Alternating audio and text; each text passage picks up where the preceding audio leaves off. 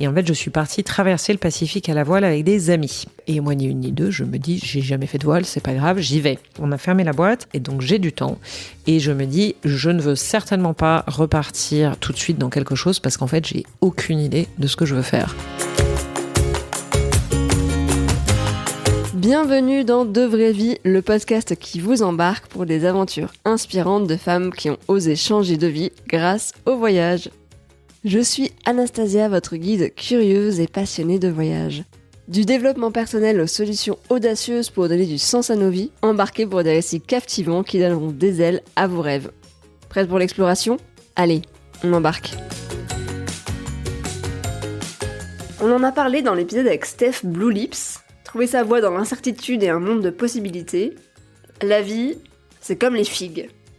On se retrouve souvent à devoir choisir laquelle manger car on ne pourra pas toutes les manger. On se retrouve à des croisements et là on se demande est-ce qu'il faudrait vraiment que j'aille courir après cette chance qui se présente ou est-ce que je dois juste laisser faire le destin ? Faut-il écouter son cœur ou son cerveau ? Les opportunités, c'est comme des cadeaux surprises. C'est excitant, ça donne des idées, ça fait rêver. Mais est-ce qu'il faut vraiment tous les ouvrir ? Pour Raphaël, mon invitée du jour, c'est oui. Elle a décidé de suivre ce que la vie lui proposait en saisissant les opportunités qui se dévoilaient sur son chemin. Raphaël, surnommé Wonderful Raph par ses proches, fait partie de ces gens qui ont eu 1000 vies en une, et son parcours nous prouve encore une fois que rien n'est jamais définitif. On peut travailler à New York un jour et vivre au milieu de la savane, presque sans internet un autre. Au cours de cet épisode, nous parlerons de son parcours atypique des tours de New York à la savane zambienne, d'une expérience marquante lors d'un voyage en sac à dos en Asie du Sud-Est, de son changement radical de carrière d'une entreprise du CAC 40 à l'entrepreneuriat social et solidaire à coach, du rôle des voyages dans sa quête de sens et sa connexion avec la nature et les communautés locales. Cet épisode, c'est la première partie de mon échange avec Raphaël, car en plus d'une vie bien remplie, Raphaël a plein de choses à partager sur une autre façon de voir la vie, grâce à sa casquette de coach. Mais tout ça, on vous en parle dans le prochain épisode. Et vous, est-ce que vous vous laissez guider par les opportunités ? Alors c'est parti, je vous laisse avec l'épisode du jour, préparez-vous à être émerveillés par le récit de Raphaël et découvrir comment vous aussi, vous pouvez concrétiser vos rêves de changement. Bonne écoute! Bonjour Raphaël. Bonjour Anastasia. Ou Wonderful Raph, apparemment. C'est ton surnom. Oui, non, c'est le surnom qu'on m'a donné. Ah, c'était pas choisi. Ça te va très bien. Je suis ravie de t'accueillir sur De Vraies Vies, donc bienvenue ici. Donc, Raphaël, tu es la créatrice donc, de Wonderful, tu es multipotentielle, slasheuse qui aime autant voyager que faire plein d'autres trucs, le marketing, développer des vêtements éthiques au Brésil, des produits artisanaux en Zambie du coup, réaliser des vidéos, être actrice et chanteuse improvisée, tenir un blog de voyage, co-autrice, préparatrice d'interviews de podcast, fixeuse et régisseuse de films documentaires et créatrice de formation digitale. Et en plus de tout ça, tu vis donc dans la savane, en Zambie, avec ton mari australien et tes 2 petits garçons. Est-ce que c'est une description qui te va bien ? J'ai repris un petit peu. Ah bah, c'est bien, t'as couvert un panel relativement large de mes activités. Effectivement, on ne s'ennuie pas chez Wonderful ou chez Wonderful Raph. Non. Oui, t'as bien couvert, t'as bien balayé. Oui, je suis sûre que j'en ai oublié, hein, d'ailleurs. Tu en as oublié aussi, mais ça couvre une bonne partie.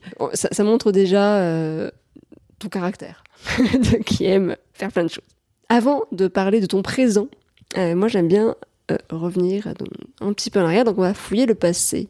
Est-ce que tu peux nous raconter un petit peu donc, ton parcours depuis l'enfance et surtout quelle était ta relation au voyage quand tu étais plus jeune, quand tu étais enfant ?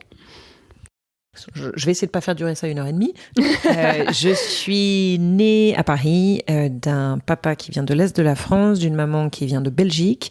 Alors je ne sais pas si on peut dire que le goût du voyage vient de là, parce que la Belgique est quand même pas bien loin de la France, mais on y allait régulièrement pour voir la famille. Et surtout, en fait, à l'âge de 3 ou 4 ans, on est parti, donc moi je suis née à Paris, on est parti au Nigeria pour le boulot de mon papa, et on y est resté 4 ans. Donc je pense que l'idée d'être dans un pays très différent, avec une lumière différente, des saveurs différentes, des odeurs différentes, des paysages très différents, une couleur de peau différente, etc. Ça a probablement un petit peu impacté mon enfance, et c'est rigolo parce que d'ailleurs, maintenant, comme tu l'as dit, je vis en Zambie, et quand je suis arrivée en Zambie, je me souviens très bien le premier jour quand j'étais dans un taxi pour aller à l'endroit où j'allais, qui était 6 heures de route plus loin, je me suis fait la réflexion, it feels like home. Tu vois, ça a l'air d'être comme à la maison. J'avais l'impression, je sais pas, c'est comme si les lumières me parlaient, les couleurs me parlaient. Il y avait quelque chose que ça venait réveiller de l'enfance. Et donc, donc le Nigeria, je pense, a dû contribuer assez largement, en tout cas, au fait de pas être très contrarié à l'idée de bouger de chez soi et voir autre chose. Et mes parents étaient plutôt voyageurs, sans être des voyageurs au long cours. On allait plutôt en Europe, en France, en Corse, en Italie, etc. On a fait un grand voyage aux États-Unis. On a fait quelques grands voyages, mais c'était pas voyage sac au dos. Et alors mon initiation, parce que je pense que c'est vraiment une initiation au voyage, je pense pas que je l'aurais fait sans ça. C'était à la fin de mes études. Je sortais d'école de commerce. J'avais fait donc une Hippocagne et une école de commerce. Je sortais de là et une de mes copines me dit, je pars en échange. Elle était au Chili, rejoins-moi et on se fait un voyage sac au dos. Donc je me souviens très bien d'avoir acheté mon premier sac au dos que j'ai toujours, mes premières chaussures de rando qui m'ont suivi pendant un bon bout de temps, et un certain nombre de choses que j'ai encore dans tous mes voyages. Et donc ça a été mon premier long voyage où j'avais rejoint mon mec à l'époque en Australie, donc j'avais pris un billet tour du monde à l'époque, donc pour aller en Australie et ensuite terminer en Amérique du Sud où on a passé 3 mois où j'ai fait de la randonnée, du camping, plein de trucs que j'avais jamais fait avant vraiment. Et alors là, ça a été, j'ai accroché peut-être un peu trop. J'ai en tout cas attrapé le gros virus. Ouais, c'était la révélation. Et je me suis dit, mais c'est tellement facile de voyager. Même quand tu connais pas la langue, c'est tellement simple. C'est tellement merveilleux. Toutes les aventures qu'on a vécues, des drôles, des moins drôles, des rencontres géniales. Enfin, vraiment des super moments. Et puis, des super moments entre copines, etc. Et puis après, moi, j'ai pas mal bossé à l'étranger. J'ai bossé un petit peu au Canada. J'ai bossé aux États-Unis. Et à la fin des États-Unis, où j'étais à l'époque du 11 septembre, donc c'était un gros marqueur dans ma vie, on va dire. À New York ? Ouais, je vivais à New York, je travaillais dans les tours jusqu'à un mois avant, et donc c'était un peu, c'était un gros marqueur dans ma vie, pour le résumer. Et à l'issue de New York, avec le colloque que j'avais à l'époque, on s'est dit on part sac au dos en Asie du Sud-Est pendant 6 mois. Moi, l'Asie du Sud-Est, j'aurais pas forcé. Bon, ça me tentait pas plus que ça. Quand tu te dis, l'Asie, c'est loin, langue tellement différente, culture tellement différente, je vais rien comprendre. Alors là, j'ai adoré. Et après, pendant 10 ans, tous les ans, je faisais un long voyage, au moins 1 mois. Même quand je travaillais, je me gardais toutes mes semaines de vacances pour partir au moins 1 mois. Et c'était quasiment toujours en Asie du Sud-Est, toujours dans des régions de plus en plus reculées. Et en fait, c'est pendant ce voyage que j'ai découvert le plaisir de voyager seule. Parce qu'on a commencé à 2 et en fait j'ai voulu prolonger le voyage parce qu'arrivait l'heure du retour et je me disais mais j'ai pas du tout envie de rentrer. Mais là t'es en Asie toujours. Non, au niveau de ton parcours, on en est où là ? T'as quel âge ? 25 ans. Donc fin des études. Fin des études, ouais. Donc oui, je suis allée vite sur les études. Oui. Pardon, je suis allée vite sur les études. Non, j'ai dit quand même, j'ai fait une Hippocagne et une Cagne. Oui, tout à fait, école de commerce. C'était les matières que j'aimais le plus. Et après, je me suis retrouvée en école de commerce, ce à quoi je m'attendais pas particulièrement, mais qui m'a ouvert beaucoup de portes, donc je regrette pas du tout. Et donc, j'ai fait ce stage au Canada, ce stage aux États-Unis, et donc à l'issue de ces choses-là, je suis partie en Asie du Sud-Est pour ce voyage. Et vraiment, ce que ça m'a permis de toucher ce voyage, c'est vraiment cette histoire du voyage en solitaire et du voyage de filles en solitaire, qui est aussi un peu particulier. Et là, on était donc en 2001. Donc, ça date un peu. Donc, si vous faites un petit peu de calcul mental, vous savez quel âge j'ai. On vous laisse 3 secondes pour calculer. Revenons à tes 4 ans. Moi, je fais un méga retour en arrière. Tu as vécu donc 4 ans au Nigeria, mais après, vous êtes revenu en France. On est revenu en France, et là, j'ai vécu à Paris toute ma vie. Ok, parce qu'en fait, tu as grandi au Nigeria finalement aussi. Est-ce que tu considères que c'est comme deuxième maison. Ouais, une deuxième maison parce que non, parce qu'en fait j'y ai vraiment passé 3 ans, alors à temps plein, et après on faisait la navette entre la France et le Nigeria. Ma mère et moi, enfin ma sœur et moi, on était en France et mon papa au Nigeria. J'ai des souvenirs assez confus. En fait, je dis 3-4 ans, ça se trouve c'était plus tôt. En fait, j'ai des souvenirs assez confus. Donc je pense des souvenirs de vraiment jeune enfance.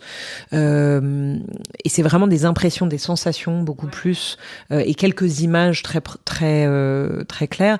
Après, le Nigeria était pas un pays facile du tout. Hein. Ils sortaient de la guerre du Biafra et ils allaient re-rentrer en guerre civile pas longtemps après qu'on parte. C'est un pays. Alors, tu vois, j'habite en Zambie maintenant. C'est le jour et la nuit. Dans l'un, t'as des ethnies guerrières. La Zambie, c'est un pays hyper pacifique où il y a 72 ethnies qui vivent en bon entendement, tout se passe très bien, il n'y a jamais eu de guerre civile, il n'y a pas d'ethnie guerrière, etc.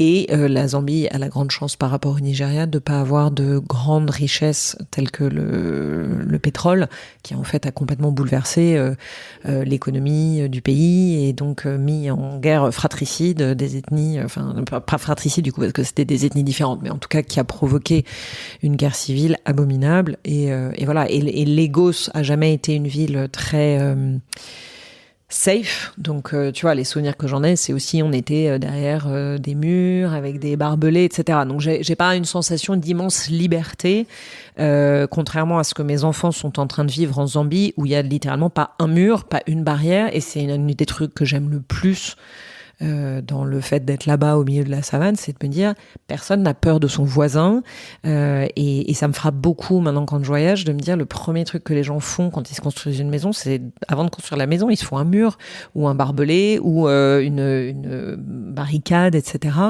Et vraiment, je me suis rendu compte après quelques temps en Zambie quelle est une des raisons pour lesquelles j'aime tellement ce pays et cet endroit où je vis, c'est vraiment ça, c'est de me dire personne ne pense à mettre une barrière ou une barricade ou une porte, voilà. Et enfin pour moi c'est vraiment une immense forme de confiance de l'homme en l'homme et de liberté aussi, de se dire et de volonté de partage aussi, parce que t'es pas un truc individualiste ou je sais pas d'ailleurs comment c'est. On en parlera un peu plus tard, mais c'est vrai que ça me fait penser un petit peu à ça, quoi. C'est qu'en Europe on a tendance à voilà, c'est à moi ça. Alors, c'est pas du tout individualiste, on aura l'occasion d'en parler. Mais c'est plein de contradictions quand même, comme toutes les sociétés, okay. C'est là où c'est intéressant. Tu as toujours ce voyage qui est le fil rouge finalement de ta vie, mais tu as quand même, tu le disais, tu fais tes études, école de commerce, tu vas commencer une carrière donc, dans une entreprise du CAC 40. Tu vas vivre comme ça quelques années et après tu vas te tourner vers l'entrepreneuriat social et solidaire. Ouais. Première reconversion, du coup. Première reconversion, pas longtemps après mes 30 ans. En gros, donc quand je suis rentrée de ce voyage, j'avais 23 ans, je commence à bosser, si on dit des noms ici ou pas, tu peux. Je commence à bosser chez PPR, qui s'appelle maintenant Kering, donc Pinot, Printemps, Redoute, juste avant le rachat de Gucci.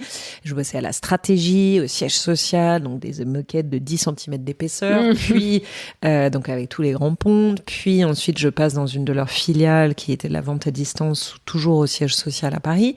Puis, je pars à Lille bosser à la Redoute, où là, je mets un peu plus les mains dans le cambouis et je deviens responsable d'un quart du prêt-à-porter, chef de groupe prêt-à-porter femmes, où j'ai appris plein de choses qui m'ont beaucoup servi dans mes autres métiers, notamment le rapport entre l'image, enfin mettre en image des collections, ce qu'ils font magnifiquement bien dans des catalogues et ce qui est maintenant très utile pour Internet, puisque personne ne savait faire ça à l'époque.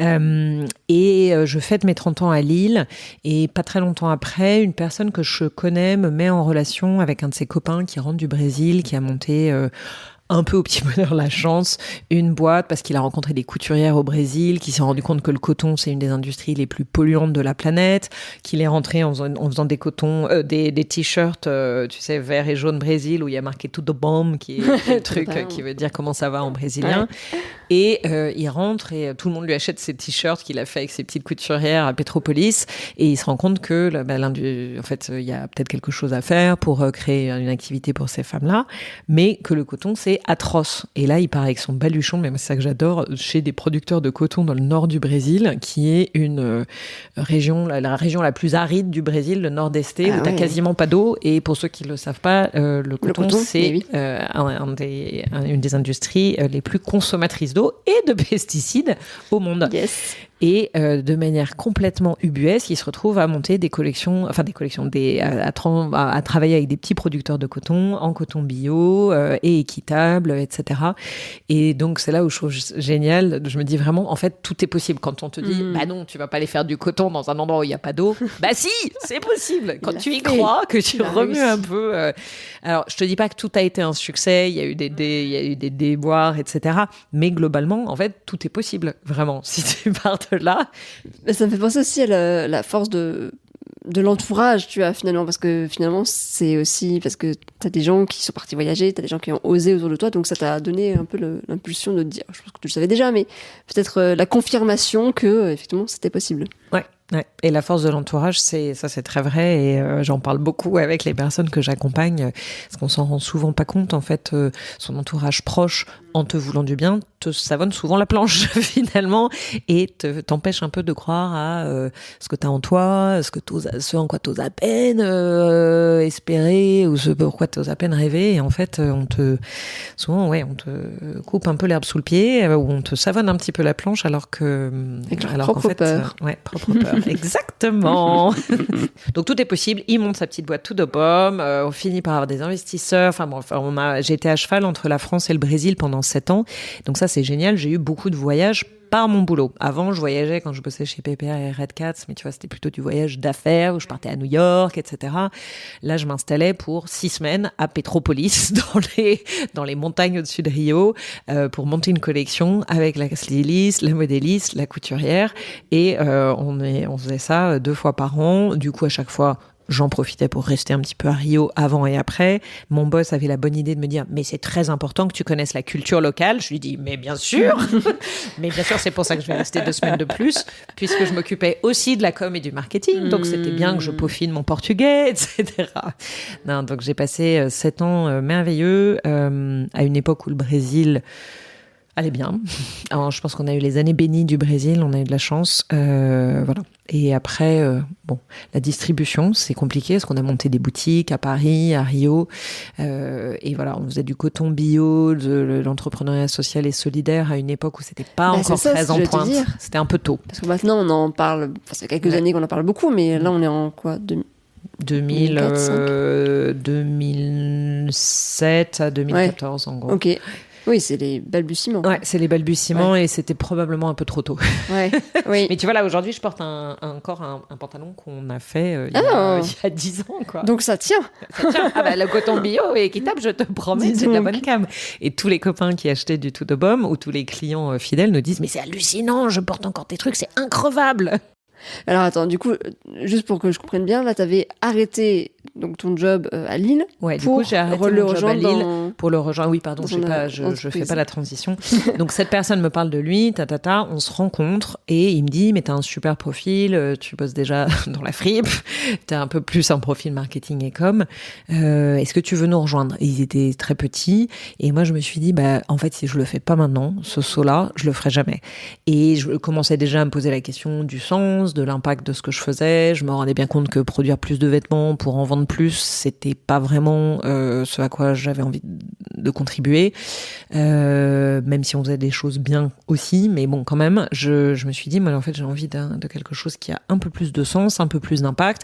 Je savais que ça impliquait de réduire mon salaire par 2 ou 3, voire 4, et je me suis dit, si je le fais maintenant, c'est possible. Dans 10 ans, je pense que j'aurais un peu plus de mal. Donc, je l'ai fait à ce moment-là, avec cette envie de découvrir autre chose, de contribuer aussi, vraiment. Et je pense qu'à l'époque, pour moi, le souci était presque plus social que environnemental. Le fait que c'était et social et environnemental était un vrai plus, mais je pense que l'idée de contribuer par l'entrepreneuriat social à créer du travail, à créer des skills, excuse-moi, je fais plein d'anglicismes parce que je vis dans un pays anglo-saxon. Des compétences. Ça me parlait beaucoup. Est-ce que justement, tu penses que le voyage t'a permis de prendre conscience de ça plus vite? Alors, le côté environnement et le côté social aussi. C'est en voyageant qui t'a permis d'ouvrir les yeux sur certaines choses? Alors, indéniablement.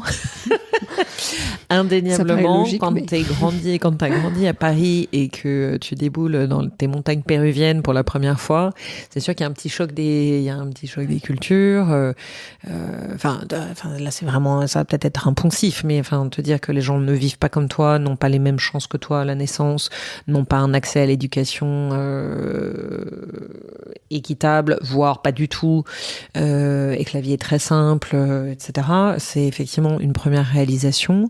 Après, se rendre compte que le voyage peut contribuer à rendre des choses plus positives pour certaines personnes, oui et non. Enfin, moi, j'ai assez vite déchanté sur le tourisme de masse. Moi, en fait, tu vois, c'est drôle, quand je suis sortie d'école de commerce, je me disais, je vais être chef de produit voyage chez Kioni ou Voyageurs du Monde, etc. Et en fait, très vite, quand j'ai commencé à voyager seule et dans des endroits reculés, je me suis dit, mais en fait, j'ai pas du tout envie de contribuer à amener plus de monde dans des endroits reculés, parce que tu prends très vite conscience de à quel point c'est un équilibre très précaire, et que plus t'as de monde, plus ça contribue à déséquilibrer l'environnement de un et les communautés d'une manière ou d'une autre. Enfin, tu vois, moi, un truc qui me frappait vraiment en Asie, c'est tu vas dans des pays où ils voient pas du tout de touristes, tout le monde te sourit, vient te parler par curiosité. Tu vas dans un pays un peu plus touristique, on te demande des bouteilles d'eau. Dans un pays un peu plus touristique, on te demande des sweeties, donc des bonbons. Et dans un pays encore plus touristique, les gamins, ils te demandent money, money, money, where is my money, tu vois. Et t'es là, ouh là là. Et en fait, vraiment, je déconne pas, tu vois le niveau de développement touristique en fonction de ce qu'on te demande dans la rue. Et moi, vraiment, en fait, je ne souhaite pas contribuer à ça. Ou si je participe à ça, il faut vraiment qu'il y ait une sensibilisation très forte à l'impact qu'on a, parce que je pense qu'on ne se rend vraiment pas compte de ce que représente $1 ou €1 quand on voyage. Pour des périodes très courtes, dans des pays relativement lointains, on est vraiment très très déconnecté de la réalité des gens. Donc, c'est un autre sujet, mais les ONG en Afrique, pour le voir depuis 7 ans, sont aussi très très déconnectés de la réalité et contribuent aussi d'une manière indirecte à beaucoup dérégler les économies locales en surpayant des gens et en n'étant pas du tout au courant en fait de ce qui se passe localement. Et en fait, tu vois, tu cherches à faire des choses bien. Oui, c'est ça. Et finalement, tu dérègles des choses aussi. Alors, c'est en ça. Je dis pas il faut pas voyager, parce que ça a été tellement formateur pour moi. Ouais. Ça a été tellement quelque chose de structurant pour moi. J'irai jamais dire il faut pas voyager. Après, il y a des manières de voyager respectueuses et sensibilisées ou sensibles au pays, à l'environnement dans lequel tu es.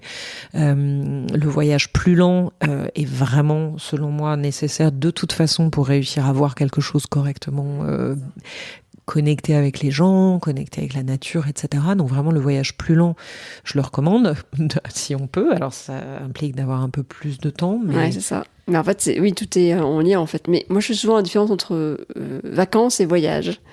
Et effectivement, vacances, c'est mais ce qui est la norme en fait. J'ai 2 semaines de vacances parce que je travaille. Voilà. Et du coup, je vais aller 2 semaines aux Philippines parce que j'ai trop envie d'aller voir les Philippines, mais du coup, j'ai que 2 semaines, donc je prends plein d'avions entre les îles et en fait, je fais que courir et de voir d'île en île et de monuments, enfin, de choses à voir, quoi. Je prends vraiment le temps d'être dans le pays, j'y vais d'une manière peut-être plus responsable, même si ça reste quand même aujourd'hui compliqué, mais c'est possible. Et en fait, c'est ça, c'est le problème du temps. C'est que on a beau dire effectivement faut. En fait, pardon, j'ai une réflexion en même temps, mais il y a avec les réseaux sociaux, on voit forcément ces paysages de fou, donc on a envie d'y aller. Et en même temps, il y a cette déconnexion de la réalité qui est que les gens n'ont pas le temps, donc ils sont obligés. Enfin, ils sont obligés. Ils ont envie, donc ils vont y aller de toute façon en avion. Ils vont y aller 2 semaines. Enfin voilà. Mais parce qu'ils peuvent pas vraiment faire autrement.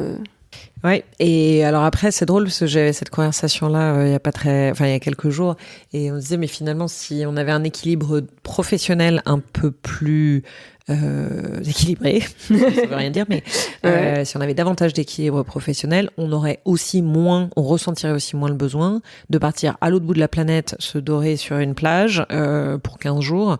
On se dirait, je vais pas refaire de la rando en Lozère parce que ça me fait tout autant de bien. Et effectivement, effectivement, une fois par an, je pars peut-être beaucoup plus loin, plus longtemps, pour 4-5 semaines. Ce sera mes grosses vacances, ou faire une coupure entre deux métiers ou entre deux. Alors, c'est pas toujours facile à gérer. Ça dépend de l'âge, ça dépend de si t'as des enfants, ça dépend de ta situation professionnelle, bien sûr.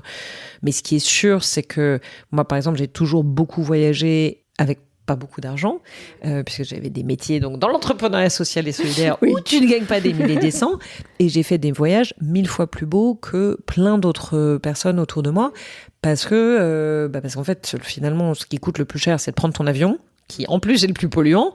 Donc en fait, tant qu'à y être, tu te dis autant y être pour 1 mois, 2 mois, 3 mois. Bon, ça dépend de ce que tu peux faire. Mais si tu peux t'organiser pour le faire, c'est super, et ça te coûte pas forcément une fortune.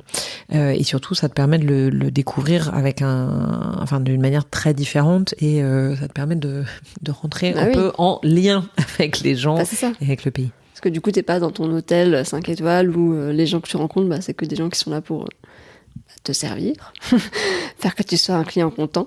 Donc oui, ça change complètement, mais c'est encore une fois la différence entre voyager et des vacances. Mais je prône le voyage, mais effectivement pour l'ouverture d'esprit, etc. Mais tout le monde ne peut pas prendre 2 mois, 3 mois. Oui. D'où le digital nomadisme qui est intéressant, mais qui a aussi ses travers, comme toute chose que l'homme développe. Nous avons le talent pour développer quelque chose qui va créer du positif comme du négatif. Exactement. Et à chaque fois, plus les années passent, plus je me rends compte que je pensais que j'avais trouvé la bonne solution, et en fait non, il y a quand même une bonne solution. Ouais, il y a un travers en fait. Ouais. Quand tu regardes en dessous. Bon voilà. Eh bien, je ne sais plus où on en était, entrepreneuriat social et maintenant coaching. Ah oui, alors donc, là on s'est complètement reconverti, parce que donc après les vêtements au Brésil pendant 7 ans, je suis arrivée en Zambie, où là j'ai passé 6 ans pour une entreprise qui faisait des textiles de maison peints à la main par des artisans locaux, qu'on vendait localement, parce que j'habite à 2 pas d'un parc de safari, et d'un des plus beaux parcs de safari d'Afrique australe, qui a également le bon goût de pas du tout être le plus visité d'Afrique, parce qu'il est plus difficile d'accès, parce que le pays est plus difficile d'accès, voilà, donc ça limite le nombre, ce qui est très bien. Et donc on vendait localement, mais aussi à l'étranger, et donc j'ai travaillé pour eux pendant 6 ans. Et comment tu as eu cette opportunité-là ?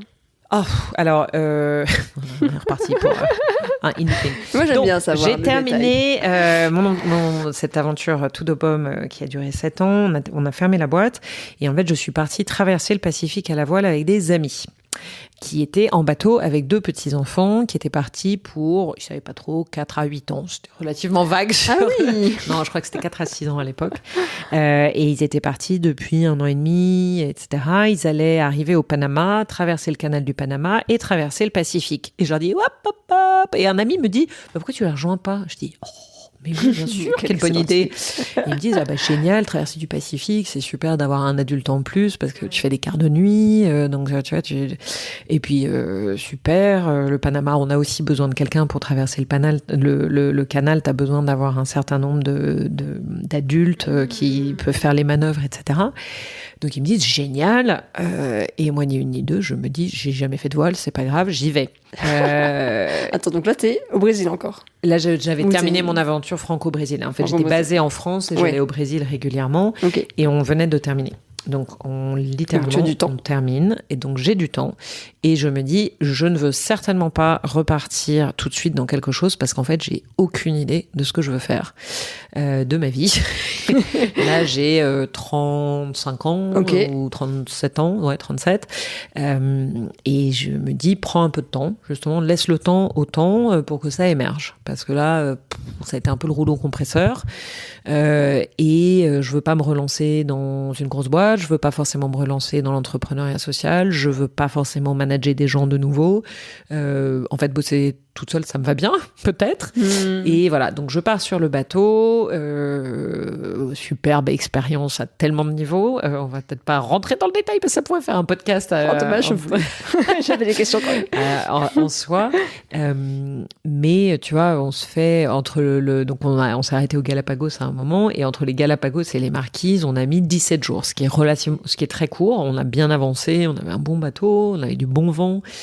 17 jours, c'est quand même long. 17 jours, il se passe rien. Du coup, t'es en mer. Et alors, avec donc un couple et 2 enfants. Avec un couple d'amis et 2 enfants. Et à aucun moment, tu t'es dit, il peut y avoir des... non, en fait, non, génial. Vraiment, aucun doute. Aucun doute sur le fait que... Et je pense que quand tu te... Enfin, c'est comme tout. De toute façon, ça, depuis, je l'ai bien compris et je l'ai bien appris. Mais tes pensées créent ta réalité. Donc, si tu te dis j'ai peur, et si il se passait ci, et si il se passait ça, etc. Comme par hasard, c'est soit ce qui va se passer, ou en tout cas ce sur quoi tu vas porter ton attention, et tu vas trouver tous les signes et tous les éléments extérieurs qui vont confirmer ton opinion de départ. Moi, mon opinion de départ, c'était relativement neutre. Il y en avait pas. Je me disais, ça peut être qu'une expérience dingue. Enfin, c'est en tout cas une expérience extraordinaire, ça c'est sûr. Et moi, j'aime bien les choses qui sont pas très ordinaires. Et je me disais, c'est un peu un dépassement de soi aussi. Je vais voir ce dont je suis capable. Enfin, je me disais pas, je vais avoir envie de me jeter par le bateau au bout de 6 jours. Et dans le pire des cas, j'ai le mal de mer. Mes potes m'avaient dit, ça nous arrive à tous, nous aussi. Ça dure 3 jours. Au bout de 3 jours, t'es réacclimaté à l'horizon qui bouge. Donc voilà. Donc c'est un voilier. C'est un voilier assez grand du coup. Ouais, assez grand sur lequel il vivait, en alu, qui était équipé qui était très bien équipé. Donc c'était en plus franchement confort, tu vois. On avait la douche, on avait même la douche. On avait un désalinisateur, donc on pouvait prendre une douche non salée. C'est un truc de dingue. Parce qu'en fait, ils faisaient du charter sur leur bateau, donc ils accueillaient des gens sur leur bateau de temps en temps, pas tout le temps, mais donc c'était assez confortable pour que les gens se sentent bien, etc. Et en échange, du coup, c'est ça, tu aides sur le bateau. Et du coup, j'aidais sur le bateau, je faisais l'école avec les enfants. Mais c'est des très bons copains. Donc, après, t'es pas à l'abri de t'engueuler avec des très bons copains. Mais en l'occurrence, avec eux, il y avait aucun doute sur le fait qu'on ne s'engueulerait pas. Au pire, t'as des moments de tension, t'en parles, et voilà. Et c'est même ça, ce n'est pas arrivé. Et puis, 2 petits-enfants, ça t'occupe, en fait, en mer. Il faut faire l'école. 2 et 4 ans. Ils devaient avoir 3 et 5 ans. Ouais. Ah ouais. Et après, je les ai rejoints une autre fois. Ils avaient 4 et 6. Et puis voilà. Et donc, eux n'ont pas grandi avec la télé non, pas du tout. Et Internet, du coup. Non. Parce que... Et c'était des enfants merveilleux. Et ça m'a fait me dire, mais en fait, il y a une autre manière de grandir qui fait des enfants hyper heureux, hyper curieux, hyper à l'aise, qui parlent plein de langues, qui se sentent bien avec des grands, des petits, des phoques, des goélands, qui apprennent plein de choses, qui ont des yeux tout grands ouverts. Et puis surtout, en fait, j'ai rencontré plein de ce qu'on appelle les enfants bateaux, parce qu'en fait, à chaque fois qu'on s'arrêtait quelque part, t'avais d'autres bateaux, et puis parfois, t'avais d'autres enfants sur des bateaux, jeunes ou moins jeunes. T'avais des ados, tu vois, qui avaient passé leur vie en bateau. Et je me suis vraiment rendu compte que ça créait des enfants, enfin ça contribuait en tout cas à faire des personnalités vraiment hyper chouettes, quoi, très ancrées, très aidantes, tu vois, très habituées aussi à faire attention à ton environnement, parce que dans un bateau, tu peux pas, tu peux pas faire n'importe quoi parce que c'est dangereux. 2, tout le monde doit mettre la main à la pâte parce que c'est petit, donc il faut tout se ranger, aider, débarrasser, éplucher les légumes, faire la cuisine, faire la vaisselle, etc. Donc ça fait des enfants qui sont pas qui sont débrouillards aussi. Ouais, oui, alors bricoleurs et tout, enfin qui ont des expériences de vie complètement dingues, donc qui voient tellement de choses. Et vraiment, je me suis dit, mais c'est génial en fait, des enfants élevés dans la nature. C'est pas la même quand même que des enfants élevés à Paris, on va pas se mentir. Parce que là, tu parles de ça parce que donc t'as 37 ans, t'as pas d'enfant. J'ai pas d'enfant. Et est-ce que la question se pose, est-ce que t'en veux pas, qu'est-ce que Je suis pas très claire sur le sujet. Je me dis, de toute façon, il faut que je rencontre un mec. C'est avant, c'est préalable, le prérequis. C'est pas trop. J'ai été de déboire en déboire, mais j'ai jamais beaucoup eu d'histoires très longues. J'ai jamais vécu avec un mec à l'époque. J'ai des personnes qui rentrent dans ma vie un petit peu, voilà, passionnément parfois, mais pas très longtemps. J'ai toujours été assez indépendante, donc je pense aussi que ça contribue pas au fait de donner l'idée à quelqu'un que tu as besoin de lui. J'étais pas très bonne sur la communication à l'époque non plus pour exprimer ce genre d'envie ou de demande. Oui, le côté aventurière. Voilà. Et puis j'aimais bien voyager solo. Moi, l'idée de partager mes voyages, ça me faisait chier. Il n'y a pas forcément besoin, enfin. Non, mais c'est. Hein, tout à fait. Et bref, donc le bateau m'a permis de découvrir une chose incroyable qui est le temps lent. Ah, voilà, ouais. Et où là, t'as aucune distraction. C'est-à-dire que la seule distraction, c'est éventuellement donc un goéland, et encore, au bout de 5-6 jours de voile, tu n'as plus d'oiseaux. Donc, c'est les vagues, c'est le lever du soleil, le coucher du soleil, le bouquin que tu lis, le bracelet que tu es en train de faire avec les enfants, le bracelet brésilien que tu fais avec les enfants. Donc, il se passe pas grand-chose. Ouais. Ton encéphalogramme, il est plutôt plat. Donc, il se passe pas grand-chose dans ta tête, il se passe pas grand-chose. Et justement, on approche des marquises et je me dis, mais c'est la catastrophe, il s'est toujours rien passé, j'ai pas eu d'illumination sur ce que je veux faire plus tard, tout ça. Ah, tu t'attendais vraiment à ce que ce soit... Non, mais je me disais, je vais avoir le temps de réfléchir. Ah, ouais. C'est la fameuse de la réflexion, il faut que ça Être vienne dans de la la tête. Il ouais. faut que ça vienne de la tête. Et là, je me dis, merde, j'ai pas du tout pris le temps de réfléchir. Hein. Et puis, il n'y a rien qui me traverse le cerveau, de toute façon, d'ailleurs. Bon, panique. Et puis, un soir, on est en quart de nuit et c'est mon tour. Et je sais plus ce qui se passe. J'écoutais beaucoup de la musique dans ces moments-là quand je sentais que je fatiguais un petit peu et qu'il fallait que je reste éveillée. Je me mettais debout et je dansais. Alors, je m'accrochais évidemment. Pour pas me casser la gueule. Mais c'est génial. T'as cette espèce de truc tellement enthousiasmant avec les voiles en l'air. Tu sens les vagues, étoiles, les étoiles, ouais. etc. C'est extraordinaire. Tu te fais ta night toute seule. Ouais. Et non, ça c'était dingue. Et à ce moment-là, me traverse le mot liberté très fort. Et je sais pas pourquoi, quelle connexion ça fait dans mon cerveau, mais à ce moment-là, il y a plein de trucs qui se mettent en marche. Et fort heureusement, j'avais mon carnet de notes et j'ai tout noté. Et là, ça a été... Tout a déroulé, quoi. Mais en fait, je me suis dit, mais c'est fou, tout ce qui était dans mon cœur, dans ma tête, dans mon corps, mais auquel je n'avais pas accès jusqu'ici, parce que j'étais encore trop dans cette quête de faut réfléchir, et j'avais pas encore eu assez de temps pour ralentir et réellement connecter avec ce qui se passait à l'intérieur. Et donc là, je me suis dit, il s'en est passé des choses quand même. Plus que ce que je croyais. Quoi. Mais en sous-marin, exactement. Et en fait, c'était vraiment, ça fait ou ça refait surface. Et là, assez clairement, je me rends compte que le besoin ou l'envie, il est vraiment d'aller explorer quelque chose de plus créatif, donc d'un peu plus solo, que effectivement, je n'ai pas envie de rejoindre quelques projets que ce soit, voilà. Et je me dis, mais j'ai toujours aimé la photo, j'ai toujours aimé écrire, j'ai toujours aimé raconter mes histoires de voyage, tout le monde me dit toujours que mes mails sont hyper drôles et puis partagent plein d'informations, enfin que c'est chouette. Je me dis il faudrait peut-être que je déroule le fil avec ça. Mais et tu avais déjà un blog de voyage à l'époque ? Non, à l'époque j'avais rien du tout. Et à l'époque, le Madame Figaro et France 2, je crois. Enfin, bref, il y a plusieurs personnes qui me contactent. Ah oui, si, pardon, je venais de lancer le blog. Oui, t'as raison. Je venais de lancer le blog avant de partir. Non, attends que je te dise. Non, je te dis peut-être des conneries. Non, je l'avais pas lancé. Non, je l'avais pas lancé. Je l'avais pas lancé du tout. J'écrivais toujours des mails à mes copains pour leur dire ce qui se passait. Okay. Et voilà.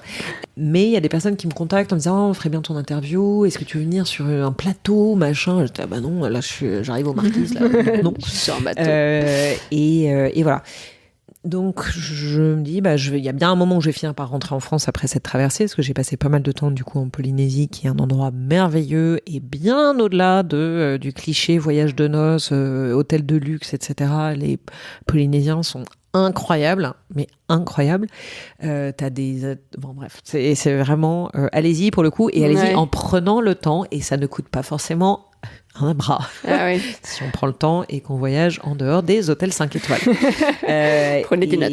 Mais c'est possible, je tiens à le dire. Et donc, je rentre en France, je me forme à un certain nombre de choses que j'aimais, donc le reportage photo, la vidéo documentaire, le montage vidéo, et en me disant, tous ces trucs-là, en fait, c'est de l'image, de raconter une histoire. Finalement, moi, ce que je veux, c'est raconter des histoires, donc il faut que je puisse les raconter en mots et en images. À ce moment-là émerge l'idée du blog, je crée le blog. Wonderful s'impose comme un nom très logique, parce que dans Wonder, tu as l'idée de dériver, de voyager, en tout cas d'errer un petit peu de droite et de gauche, et Full avec l'idée d'être rempli. Voilà. Donc tu avais le nom avant de savoir vraiment ce que tu allais... Ouais, je savais que ça allait être un blog de voyage, et puis ça sonnait comme Wonderful, je me disais ouais, c'est super. Bon. Et donc je crée ce blog de voyage, après je repars un petit peu voyager. Non, à l'époque, je ne pars pas voyager. Donc, je me forme et arrive l'été, j'avais rien de prévu et je me dis, bah voilà, c'est l'occasion d'aller expérimenter ce que tu as appris, donc vidéo, photos, etc. et en voyageant. Et à l'époque, j'étais abonnée à un site qui s'appelle Escape the City, qui existe toujours, mais je ne sais pas s'ils ont autant de bons plans qu'avant. Ouais. Il y en a un qui s'appelle... c'est pas s'évader de la défense, mais c'est un truc dans le même genre, sortir de la défense, ou je sais pas quoi, c'est l'équivalent en français. Prison. Ouais. Pour personne. Et donc l'idée des mecs, c'était sur Monster, on trouve pas, parce que Monster c'était le gros truc, c'était l'équivalent du LinkedIn à l'époque. Sur Monster, on trouve pas d'annonces de job qui nous plaisent, donc on va nous aller recenser toutes les annonces de job qui nous plaisent et faire un truc Escape the City. Donc c'était des Londoniens, ils faisaient ils recensaient plein de trucs, de volontariat, des missions complètement improbables dans des endroits improbables dont tu n'as jamais entendu parler. Et bref, je vois un truc en Zambie où ils cherchaient quelqu'un pour faire une vidéo d'une asso et de ce qu'ils faisaient localement dans un endroit assez reculé de Zambie. Je me dis, génial. Je postule, on est 50. Elles se disent, la fille a l'air tellement sympa. Je me dis, c'est cool. C'est comme ça que tu les as toutes. Ouais. Et donc, en fait, elles m'ont choisi parmi 50, alors que j'étais la seule à avoir jamais fait de vidéo. Donc là encore, je dis, tout est possible. C'est Bien pas parce sûr. que vous n'avez pas fait qu'il faut baisser les bras. Parce qu'en fait, ce qui leur avait plu dans mon profil, c'était que j'étais entrepreneur, que leur projet était relativement entrepreneurial et qu'elles voulaient quelqu'un qui soit capable de comprendre ça et de le restituer, etc. Et oui, j'avais jamais fait de vidéo et de montage, j'avais rien à leur montrer, mais elles aimaient bien mes photos de voyage. J'avais fait une formation, mais je l'avais jamais appliquée. Oui. Donc j'avais pas de vidéo à leur montrer, mais j'avais mes photos de voyage et elles avaient aimé le côté très humain des photos, etc. Donc, une fois de plus, le message, c'est tout est possible, allez-y. Si vous ne vous pendez pas au cocotier, ça risque pas de tomber. Et donc, je déboule en Zambie, petit moment, ça ressemble un petit peu à des souvenirs vagues, tu vois. Et je suis partie avec un billet open. Première fois, que tu retournes en Afrique, du coup, depuis... Ouais, alors j'étais déjà retournée en Afrique du Nord, tu vois, Maroc. J'étais allée une fois au Sénégal, mais oui, l'Afrique du Sud, de l'Est, de l'Ouest, ouais, pas du tout. Donc, première fois, ouais. Et bizarrement, ça me tentait pas du tout d'ailleurs d'aller en Afrique au départ, j'y pensais pas du tout. C'est un peu un heureux hasard qui m'a fait me dire « Ah oui, tiens, pourquoi pas l'Afrique ? Moi, je cherchais en Asie, voilà. » Et donc j'arrive en Zambie et là je me dis génial, que des gens trop sympas. Coup de cœur pour le pays. Ouais, le pays, les gens sont tellement sympas. Le type là avec qui j'ai fait mes 6 premières heures de taxi pour arriver dans le cul du loup de la Zambie était trop sympa. C'était très facile, tu vois, de rentrer en contact avec les gens parce que c'est une ancienne colonie anglaise, donc tu parles anglais. Tu parles anglais. C'est pas c'est la deuxième langue officielle. Et puis des gens hyper souriant, hyper sympa, vraiment. Donc très différent pour le coup du Nigeria. Enfin, je dis pas que les Nigérians sont pas sympas, excusez-moi, mais voilà, c'est beaucoup moins dur. Dans le contexte, quoi. Ouais, beaucoup plus doux, un pays très beau. Et je me retrouve 6 semaines là-bas dans une zone très rurale pour faire cette vidéo sur ce que cet asso faisait, qui travaillait avec des écoles, qui montait des projets entrepreneuriaux pour aider l'école à s'autofinancer et pas dépendre de l'État qui payait 1 mois sur 6. Et après ça, j'ai pris une autre mission au Malawi, qui était le pays frontalier. Et entre les deux, je me suis arrêtée à South Luangwa, où j'habite maintenant, qui est un parc, un parc de safari magnifique, où le mec qui m'embauchait au Malawi me dit « Ah, mais t'as du matos vidéo, fais donc des vidéos pour moi, je t'arrange des trucs dans différents lodges et tu vas faire des vidéos et comme ça on les mettra sur mon site internet. » Je dis « Super, je fais ça. » J'ai jamais fait de safari de ma vie, génial. Du coup, je me retrouve dans des hôtels que je n'aurais jamais pu me payer sinon. Et surtout, je rencontre plein de gens très sympas qui viennent, qui d'Angleterre, qui de Belgique, qui d'Afrique du Sud, entre 25 et 55 ans, qui ont tous l'air de bien aimer là. Et je me dis, il n'y a pas qui vivent là, alors. Qui vivent là, voilà. Qui bossaient tous un peu dans des lodges ou dans le marketing, ou qui faisaient les réservations, ou qui étaient hôtes ou hôtesses et tout. Et je me dis, ce serait quand même énorme. C'est marrant cette vie. C'est marrant cette vie. Dans la série Pas très ordinaire, oui. Ça se pose pas mal là. Et je me dis, ce serait quand même énorme de réussir à bosser pendant 6 mois en tant que hôtesse dans un camp, dans le parc. Donc là, t'es reculé de chez reculé. Là, ton téléphone t'oublie. C'est vraiment en mode radio. Tu vois, tu t'envoies un message radio à la base. qui, elle, se connecte éventuellement à Internet, si ça marche, en pédalant très très fort. Et s'il y a de l'électricité, parce qu'à l'époque, il y avait 12 heures de coupure de courant par jour. 12 heures par jour, c'est beaucoup. Ouais, non, c'est beaucoup, ouais. C'est pas mal, ça demande une petite organisation. Et donc je me dis, ce serait super. Là, hein. Une idée comme ça qui pop, mais... Et dès qu'il pop, je pars au Malawi. Ouais. Sur ce jeu, mes copains en bateau me disent, on est au Raja Ampat, j'ai mon gros-enfant, rejoins-nous. Je dis, non, moi je suis en Afrique, il faut que je tire le fil. Je suis partie là sur mon truc créatif, j'ai mon blog, maintenant il faut que j'anime. Ouais, en même temps, Raja Ampat, oui, et puis c'est la saison des pluies qui arrive en Afrique. Bon, ok, j'arrive. Ah oui, ok. J'arrive et je reviendrai en Afrique pour continuer à tirer le fil quand la saison des pluies sera finie. Donc je repars avec eux. Là, pour le coup, je fais quelques articles de blog et pendant que je suis sur le bateau, je vois une des filles avec qui j'étais restée en contact à South Langwa me dit, écoute, il y a Tribal Textile qui était une boîte donc, qui faisait ces textiles de maison peints à la main par des artisans qui cherche une responsable marketing et com. Non, parce que moi, si tu veux, créatif, là, je suis partie sur mon truc là. Ça fait un tri sur le marketing, quoi. Ouais, c'est ça. Je ne repars pas dans l'entrepreneuriat social et solidaire. Et la boîte est géniale, ce qu'ils font, c'est génial. Mais je me disais, je suis pas partie pour ça. Et je me souviens très bien, ça me questionnait vraiment. Et j'appelle une de mes très bonnes copines, qui est directrice des ressources humaines d'une grosse boîte à l'époque, et qui me dit, mais Raph, mais évidemment que tu y vas. Oui, t'as pas envie de revenir en arrière, mais enfin, c'est pas comme si je te disais tu vas faire du marketing à la défense, justement. Oui. On est en train de te parler d'aller t'occuper d'une boîte qui fait de l'entrepreneuriat social dans le cul du loup, en Zambie, à 2 pas d'un parc de safari. Donc, les animaux, tu les auras, tu vois. T'as quand même émis l'idée d'habiter là quelque temps. Exactement. Donc, j'ai envoyé des signaux, les signaux sont revenus. Et tu dis, c'est relativement logique qu'une proposition de boulot qui te tombe dessus est plutôt en lien avec ce que tu as fait dans ta vie d'avant. Et donc, je dis oui. Et très maline, elle me dit, viens donc 3 mois, parce qu'elle cherchait quelqu'un pour 2 ans, mais elle avait bien compris qu'elle ne me mettrait pas un fil à la patte. Elle me dit, viens donc 3 mois pour essayer et voir comment tu t'y plais. Et je te laisse bosser 4 jours par semaine et je t'en laisse 3, donc tu auras le week-end plus 1 pour faire tes articles de blog, tes vidéos et tout. Très maline. Flexible. Super maline. Parce que j'aurais jamais dit oui sinon. Et évidemment, j'arrive, au bout de 3 semaines, je me dis, mais c'est génial, vraiment cet endroit, c'est génial cette boîte. J'y suis restée 6 ans. Ah oui, d'accord. Donc voilà. Et donc c'est comme ça que tu arrives donc en Zambie pour vraiment pour travailler quoi. Pour travailler pour cette boîte pour 3 mois. Vivre. Et voilà. Et sur ce, à ce moment-là, je me dis, j'ai 39 ans, je m'enterre au fond de la brousse. Et donc c'est certainement pas là qu'il va se passer quoi que ce soit en termes de création de vie de famille. Ouais. Et je me dis, est-ce que t'es OK avec ça? Et je me dis, ouais, je suis OK avec ça, c'est pas grave. C'est pas grave. Ok. Et 3 semaines après, je rencontre mon mec australien qui bosse dans un lodge plus loin que là où j'étais. Mais bon, bref. Ouais. Voilà. Et donc maintenant, nous avons 2 petits-enfants, donc Mowgli et Mowgli, 2.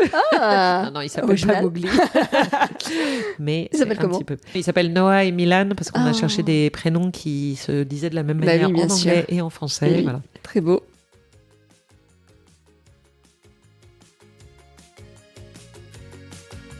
Merci d'avoir écouté ma conversation avec Raphaël. Si tu as aimé cet épisode et le podcast de manière générale et que tu veux le soutenir, le meilleur moyen c'est de m'envoyer de l'amour. Et ça c'est au choix, ou tout en même temps, c'est toi qui vois, t'abonner au podcast, me suivre sur Instagram, @devraivie, m'écrire un message, laisser 5 étoiles sur Spotify ou Apple Podcast. Et si vraiment t'es quelqu'un de super, et ça vraiment j'en suis sûre en fait, tu peux partager ce podcast à ta copine qui rêve de tout plaquer pour voyager. Et en plus tu ferais d'une pierre deux coups pour ta copine et pour moi, donc parfait. Encore merci pour ton écoute et je te donne rendez-vous dans 2 semaines pour un prochain épisode. À très vite.